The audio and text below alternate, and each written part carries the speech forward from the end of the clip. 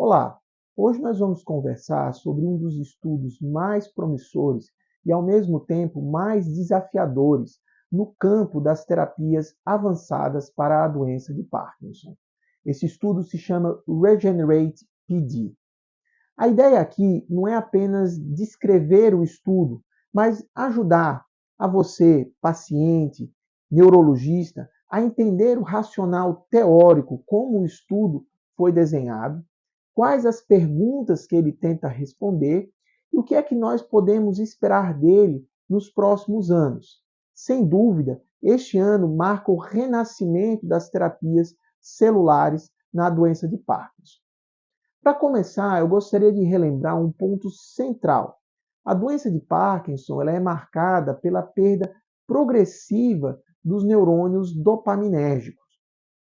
E todos os tratamentos que nós utilizamos até o momento, medicamentos, estimulação cerebral profunda, DBS, terapias infusionais, todos eles são essencialmente sintomáticos. O Regenerate PD, esse estudo, surge baseado em um conceito antigo, mas que foi revisitado de uma forma moderna. O uso do GDNF, que é um fator neurotrófico capaz de proteger e promover crescimento de neurônios dopaminérgicos. Isso foi visto inicialmente em modelos animais. As tentativas anteriores com o GDNF em humanos, eles fracassaram principalmente por problemas técnicos na estratégia de entrega dessa molécula.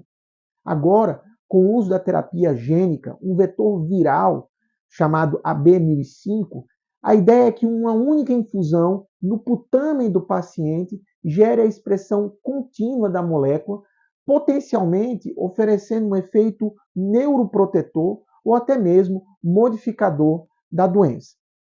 Eu gostaria agora de detalhar um pouco mais sobre o desenho do estudo.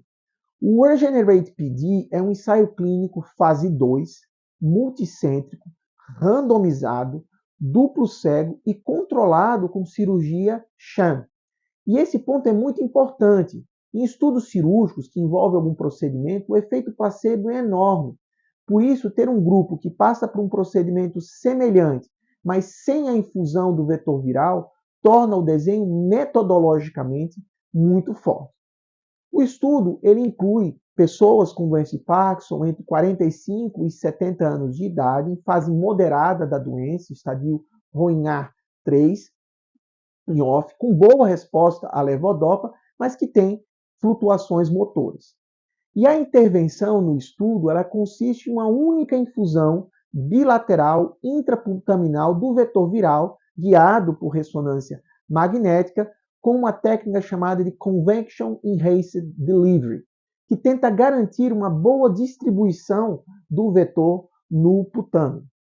Os pacientes eles são acompanhados por 18 meses no período cego e depois eles seguem para uma fase de extensão aberta.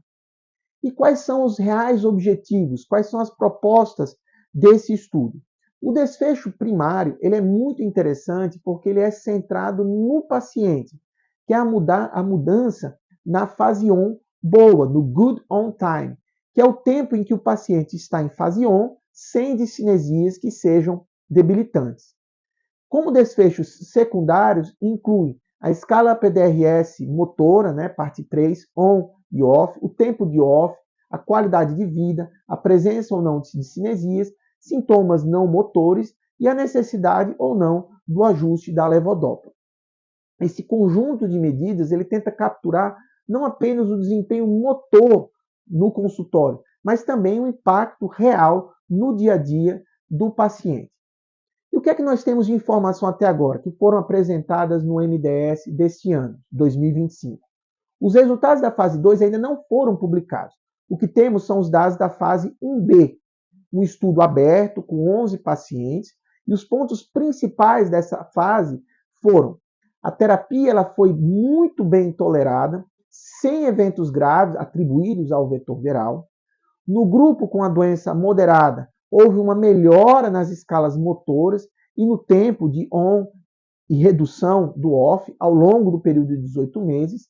No grupo que tinha uma doença mais leve, os pacientes eles se mantiveram estáveis, o que também é interessante num cenário de uma doença crônica evolutiva, como a doença de Parkinson. Devemos ter cautela, pois esses achados eles não provam eficácia, porque não há um grupo controle nessa fase 1B, mas sugerem um sinal positivo, o que justificou o desenho do Regenerate PD para a fase 2. E alguns pontos de crítica que eu gostaria de destacar. Esse estudo ele traz alguns pontos fortes, de fato. Usa da cirurgia Sham, que reduz bastante o viés. A população ela é muito bem selecionada e tem um substrato dopaminérgico ainda preservado, respondem à levodopa.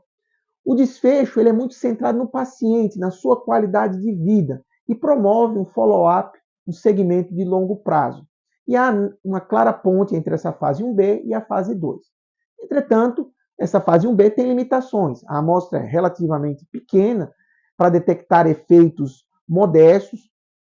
Devemos considerar que o uso de um diário motor depende muito da aderência e pode ter algum grau de subjetividade na avaliação. E nós temos as questões éticas do procedimento Sham.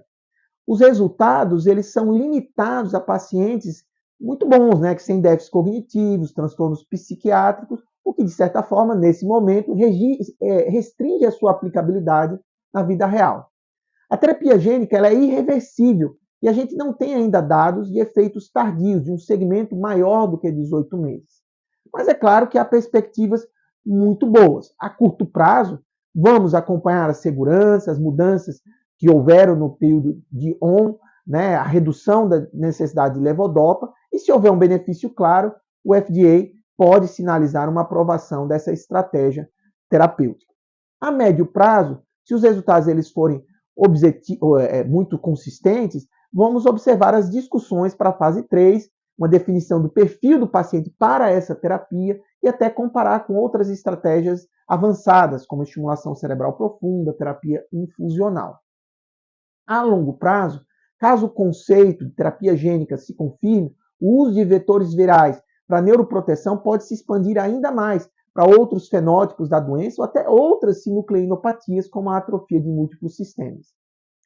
E mesmo que o estudo seja negativo, ele vai trazer algumas lições importantes para nós compreendermos melhor a biologia da doença de Parkinson.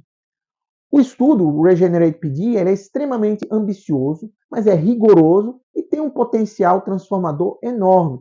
Ele pode abrir portas para uma nova geração de terapias que não apenas aliviam os sintomas, mas ter um potencial de modificar a trajetória da doença. Para nós, neurologistas, entender esse estudo significa, de alguma forma, nos prepararmos para um cenário terapêutico completamente diferente nos próximos 10, 15 anos. Se você achou interessante esse assunto, não deixe de compartilhar, não deixe de colocar a sua opinião, os seus comentários e, eventualmente, os seus questionamentos. Dentro do possível, eu tentarei respondê-los. Muitíssimo obrigado.